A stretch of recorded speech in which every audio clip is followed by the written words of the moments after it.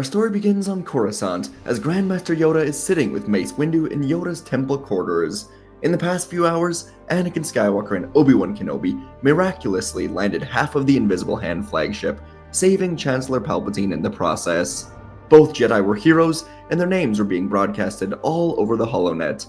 But Yoda and Windu were suddenly uncovering something extremely alarming. After the crash, Windu had assigned a group of 5 Jedi Knights to go and investigate the crashed ship before it was taken away to a scrap pile. And in their investigations, the 5 Jedi would find the security recordings console and the final hour of recordings before the crash was saved on here. Unfortunately, the audio was completely busted, but even without audio, what Yoda and Windu would soon watch was terrifying. The Jedi sent the recordings from the Spire, and now the 2 Jedi, Yoda and Windu, watched Anakin Skywalker as he was fighting Count Dooku. After Obi-Wan was knocked out, Anakin seemed to become a different person. Instincts were quicker, attacks stronger, his emotions could be felt through the recordings. He was elite, and soon they watched Anakin cut Dooku's hands off, holding the 2 lightsabers across Dooku's neck. Both Jedi now leaned forward as Anakin hesitated for a long moment. Dooku was unarmed, he was a prisoner, and then Anakin snipped the blades, killing Dooku, murdering him in cold blood. Yoda sighed heavily, then said that it appears Dooku tried to get Anakin to turn to the dark side, perhaps to become his apprentice. Windu shook his head, saying that Dooku failed, but Yoda looked to the floor, saying that Dooku did turn Anakin in that moment. The only reason he failed is because he underestimated just how powerful Anakin actually was. Windu held a grave look on his face, and he asked Yoda if he thinks Dooku wanted to turn Anakin in order to defeat Darth Sidious, or if it was to soon join Sidious. Yoda looked to Windu with more serious in his gaze than almost ever before, as he said that the Council must gather and speak to Skywalker about all of this. So, the Council was indeed gathered, and the first one in was Obi-Wan Kenobi. He was trying to get some rest after the rescue mission, but he just couldn't do it. The adrenaline was still flowing through him, and when Windu presented these recordings, Obi-Wan was blindsided by it. While he was knocked out, his former apprentice momentarily turned and murdered Dooku. He didn't have any words for it, and before long, the doors would open as Anakin entered to find the entire council here in person or via hologram. Anakin figured this was just a regular mission report, and he wanted to just get this out of the way, get back to Padme. But his stomach would drop, and his face would go pale with shock, as Windu now showed the recordings, and Anakin was forced to relive a moment he already made himself forget or block out of his mind. Anakin watched the switch flip in him as he fought Dooku. It was a switch he knew was always there, and this wasn't the first time he'd turned it on. There was something inside of him, a hunger for power, for darkness, and it was always growing. Dooku barely even had to push to unlock it, and of course he died for it. Yoda soon asked Anakin why he killed Dooku. He had to know how important Dooku was to unlocking the mystery of Sidious and the Sith. Anakin stuttered, saying he doesn't exactly know, but then it all began to come back to him. He had forced himself to block the memory, but now that he saw the video, he remembered exactly why he killed Dooku. He looked at the council members, and then plainly said that Palpatine ordered him to do it. Confusion spread through the Jedi, and Windu pulled up the recordings again, and coincidentally, the recordings were just barely out of frame of Palpatine. How convenient. And now, Mundi asked Anakin what he means. He ordered Anakin to kill him before the fight? And Anakin remembered it clear as day now. Palpatine was nearly barking at Anakin to do it, as if he needed it to happen. And Anakin told the counselors about all of this, from Plo Koon, Depa Billaba, Shakti, Coleman Kaj. All of the Jedi in this room now had a sinking feeling about the fate of the Republic, as the pieces were being put together, one by one. Obi-Wan had a hand to his bearded chin, deep in thought, recapping the events on the ship.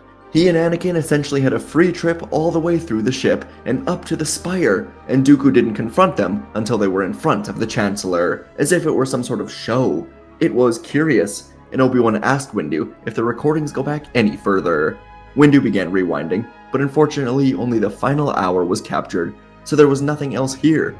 But soon Windu spoke up, telling the council that he and Yoda have been suspecting that Darth Sidious is influencing Chancellor Palpatine in some way. Perhaps the Sith Lord has infiltrated Palpatine's inner circle, or perhaps their worst fears have been realized, and the Sith Lord is the Chancellor. Anakin couldn't believe what he was hearing, but as he relived that moment, he recalled the currents of the Force that swelled all around him as he had Dooku at his mercy. Despite everything in Anakin's mind that was telling him to take Dooku prisoner, that he was unarmed, there was a voice telling him to take his final revenge, and he did it. Anakin would force himself to accept that this may be a possibility, and he looked to Windu, Yoda, and Obi-Wan before saying that he wants to help in any way that he can. At this point, Anakin had not had any nightmares or had not been denied the rank of Master. This was still the first day of his return to Coruscant, and things were fine, aside from this revelation about Palpatine. And all Anakin wanted in this moment was to end this war, to keep Padme and their child safe, and if that meant bringing down Palpatine, then so be it. Mace Windu looked around the room, telling everyone that what they have learned in here today could be the key to ending this war, and every move from here on out will leave the fate of the Jedi Order and the fate of the galaxy in their hands. And he told Anakin that he does have an idea of what they will soon do. Palpatine's schedule for the rest of this day was completely booked upon returning from the battle, so plans would have to go into effect first thing tomorrow. For now, Anakin and the others would return to their Jedi duties as if nothing were wrong. This was becoming a giant game of chess, and the Jedi had to plan their moves carefully while also planning ahead. In other words, they have to beat Palpatine at his own game. So, Yoda would be sent to Kashyyyk very soon, within the next couple days, and the rest of the Jedi currently off-world would be kept away from Coruscant to make the Order seem weakened or depleted. And in a moment alone when the meeting was over, Obi-Wan would speak with Anakin alone and ask him about dipping into the dark side to defeat Dooku. Anakin decided it was already on a recording, so there was no need to lie about it, and he would admit to Obi-Wan that he did indeed touch the dark side, but if he didn't, Dooku may have ended up killing all of them on that ship. Obi-Wan forced a smile, asking if that's what the Sith would want him to think, and he grabbed Anakin's shoulder, telling his former student that he is stronger than the dark side, and learning to fight it off is the ultimate power. Anakin brushed Obi-Wan's hands away, telling Kenobi that he doesn't understand. He just watched him get thrown away by Dooku, and Anakin said he wasn't sure if Obi-Wan was still alive in that moment. He had to do whatever it took to defeat Dooku. And by now, the two of them had reached a temple balcony as Obi-Wan guided Anakin out onto it. The sun was beginning to set on Coruscant, and it was one of the most spectacular sights in the entire galaxy. The orange sun reflecting off all the magnificent buildings, and this balcony was where Qui-Gon often would take Obi-Wan as the two of them grew together. As Qui-Gon said, it was like finding peace in the middle of pure chaos. And now Obi-Wan told Anakin about the Naboo fight more than ever before. Obi-Wan described the moment Maul stabbed Qui-Gon, and those blasted ray shield doors finally opened. Obi-Wan said that he, like Anakin, did not exactly resist the dark emotions flowing through him. He used them to fight Maul, and for a while, it worked. But in the end, Maul kicked him over the edge, and Obi-Wan had to hang on for dear life. And it was the light side, the happier memories of his master, that allowed Obi-Wan to jump up, grab Qui-Gon's lightsaber, and end that fight once and for all. Anakin was listening intently, as Obi-Wan told Anakin that the dark side brings power greater than they could imagine, but with it comes arrogance, and in the end, that arrogance will always cause the Sith, or the dark side user, to lose. Anakin wanted to instinctually playfully roll his eyes at this lesson from his master.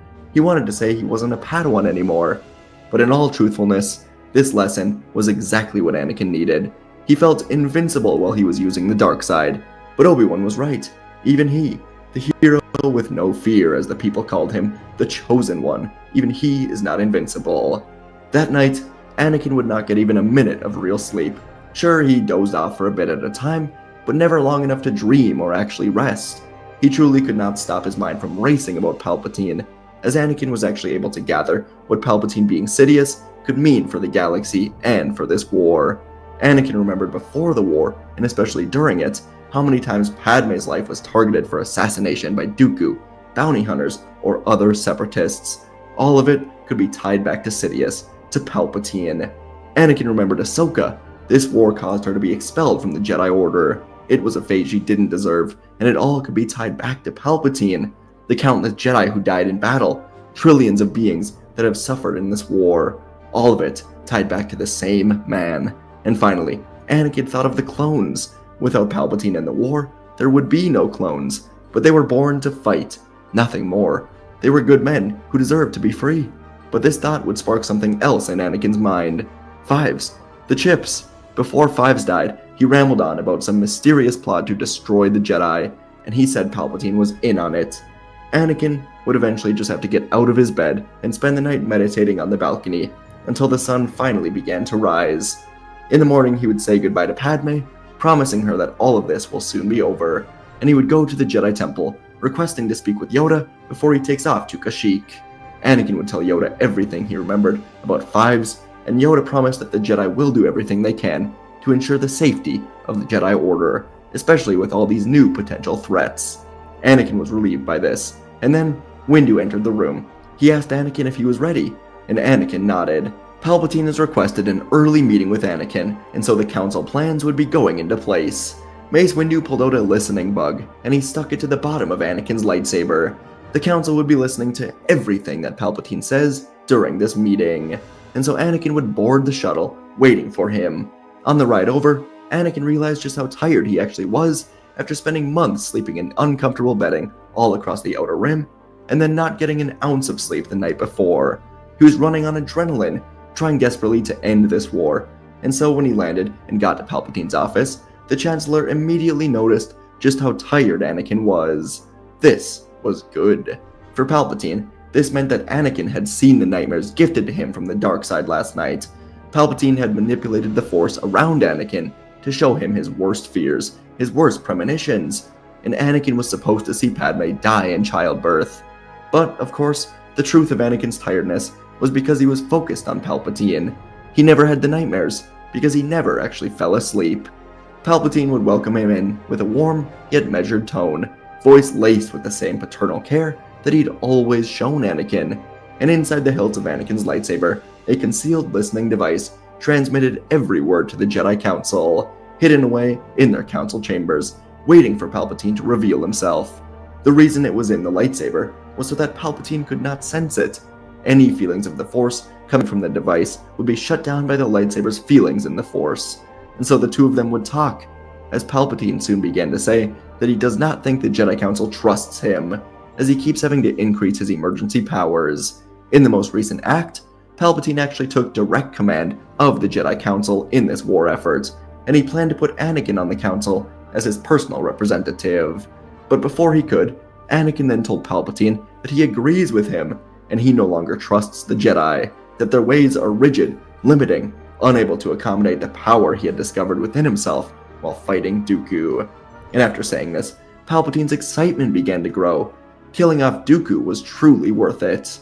Anakin spoke of his growing frustration, his belief that the Jedi feared what he could become, rather than embracing his potential. He admitted he was considering leaving the Order, searching for a new path, one where he could truly harness his strength without restriction, and Anakin said maybe that's just out on his own in this galaxy. Palpatine considered this before responding, his expression shifting into something almost extremely pleased, as if he'd been waiting for this moment. And for Palpatine, this moment was coming sooner than he'd expected, and in his arrogance, Palpatine decided he was tired of waiting. His plans would accelerate if Anakin is truly ready. The Chancellor then spoke softly, voice weaving between reassurance and persuasion.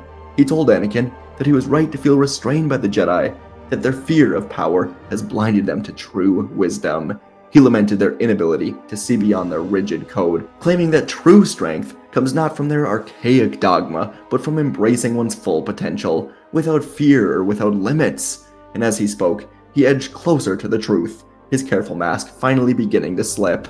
Across Coruscant, Yoda, Windu, Obi-Wan, and the other members on Coruscant sat in the chambers in an extremely tense silence, waiting for the truth. And Palpatine's words grew more pointed, more revealing. He mentioned that there were always ways to achieve power beyond what the Jedi allowed, that knowledge exists which could grant the ability to save lives, even prevent death itself.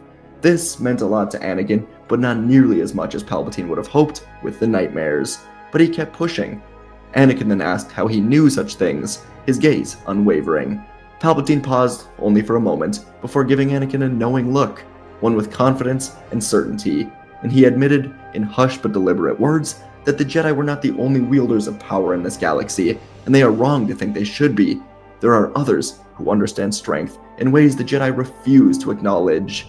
The Sith, Palpatine murmured, have long been painted as monsters, but they're only seekers of the truth that the Jedi have tried to bury.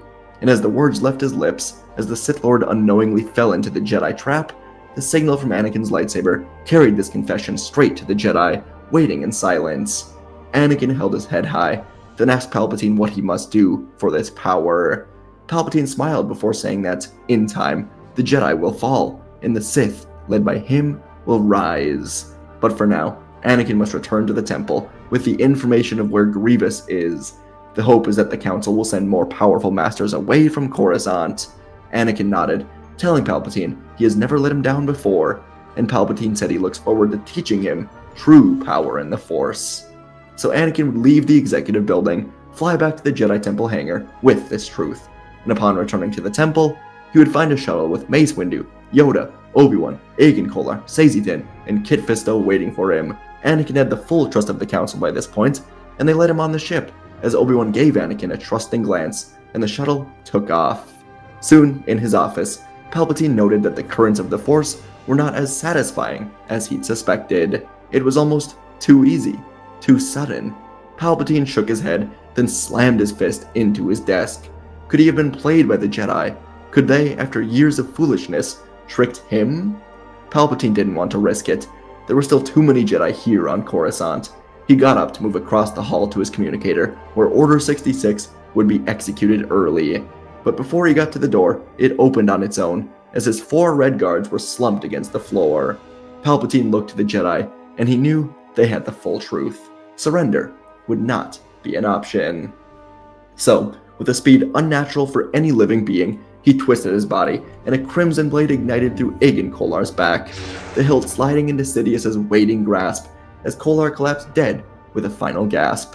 Without hesitation, a second blade sprang to life in his other hand, and he spun, cutting down Sazitin, before the Jedi could even react again. Tin barely had time to raise his saber before his head fell from his shoulders, lifeless body hitting the floor. And so Windu, Fisto, Yoda, Obi-Wan, and Anakin surged forward, sabers clashing against Sidious's in a storm of light. The Sith Lord moved like a ghost, weaving between them with inhuman agility. Twin blades striking at every angle, he drove them back towards the walls, attacks ferocious, relentless. Windu parried a strike meant for his heart, countering with a powerful downward slash, only for Sidious to twist away, locking sabers with Kenobi. Yoda leapt onto a nearby pillar, propelling himself forward towards the Sith in a spiraling attack, forcing Sidious to shift his defenses. But even surrounded, the Dark Lord showed no signs of being overwhelmed. Instead, he only laughed. It was a cold sound. Then he unleashed a raw wave of the Force. The Jedi were hurled back, all of their bodies slamming against the wall like rag dolls. Anakin gasped as his vision blurred, struggling to move as debris rained down around him. Sidious seized the moment, fingers curling towards the ceiling, and with a horrific crack, the Durasteel beams groaned, and the entire structure above them collapsed, dividing the room. Windu, Yoda, and Fisto disappeared behind the wall of rubble, leaving only Anakin and Obi-Wan facing the Sith Lord alone.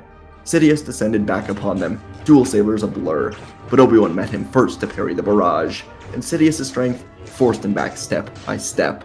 Anakin flanked from the other side, his own strikes fueled by the whirlwind of emotions surging in him.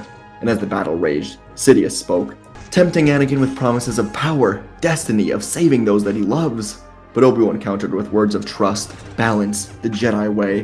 Anakin's mind wavered a bit, strikes faltering for a moment. His thoughts were a storm of conflict as the dark side once again swirled in this room, just like when he was fighting Dooku. But this time, clarity came. Anakin saw the truth within Obi-Wan, and he saw the Sith Lord for what he was. And with new focus, he struck with Obi-Wan, their blades weaving together. They forced Sidious back, driving him to the window as desperation flashed across the Dark Lord's face before unleashing a wave of Sith lightning. But he had no escape. Obi-Wan and Anakin raised their blades together, catching the energy, redirecting it back at him. Sidious screamed as the lightning consumed him, flesh charring away, robes burning away, as his body withered beneath the power of his own darkness. His shrieks echoed through the office, then faded into silence as he burned away. The Sith were no more. Anakin and Obi-Wan stood together, victorious, as the other Jedi entered the room. it was over. With the Sith's influence finally severed, the Republic could swiftly move to dismantle the remnants of the Separatists, finding Grievous on Utapau and destroying him, along with the Separatist Council being arrested. The Senate, freed from Palpatine's manipulations, appointed a temporary council to restore democratic order. With the war over, the Republic transitioned away from militarization, focusing instead on reconstruction. The Jedi, no longer soldiers, re-established their role as peacekeepers, mediating disputes across the galaxy. Anakin found purpose in guiding the next generation, including Luke and Leia, and it was alongside Obi-Wan and Ahsoka as they trained the younglings, ensuring that the future of the Jedi remained strong. The remnants of the Separatists were either reintegrated into the Republic or faded into obscurity, their purpose extinguished with Dooku and Grievous. The Shadow Collective, deprived of Maul's leadership as he was captured in the temple, crumbled as the Jedi worked alongside the Republic to bring justice to these lawless corners of the galaxy. 5 years later, Yoda and the Council, having learned from mistakes of the past, guided this new era with wisdom. Obi-Wan watched with quiet pride as his former apprentice fulfilled his potential as a Jedi who'd chosen the light. The galaxy finally stood on the foundation of hope and unity. And folks, that is our story for today. Definitely a more traditional one, but after the last couple, I don't know, I wanted to go back to something like this, and I enjoyed it quite a lot. So, hope you guys did as well. It's just, I don't want to say simple, but like I wanted to really dive into just the Jedi kind of turning the tables a bit on Palpatine and just finally getting the upper hand on him. So, hope you guys enjoyed this one. Let me know what you thought down in the comments below. Let me know what you want to see next. And of course, I'll see you in the next video.